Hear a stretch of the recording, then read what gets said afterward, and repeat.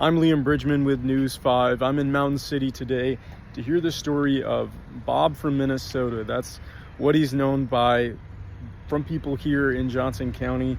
He traveled from his home in Minnesota to be here in Mountain City to help those affected by Helene repair their lives. But the journey here wasn't that easy. He's hit several roadblocks, and his story is just one of patience and resilience, and I hope you can watch the full story tonight on News 5.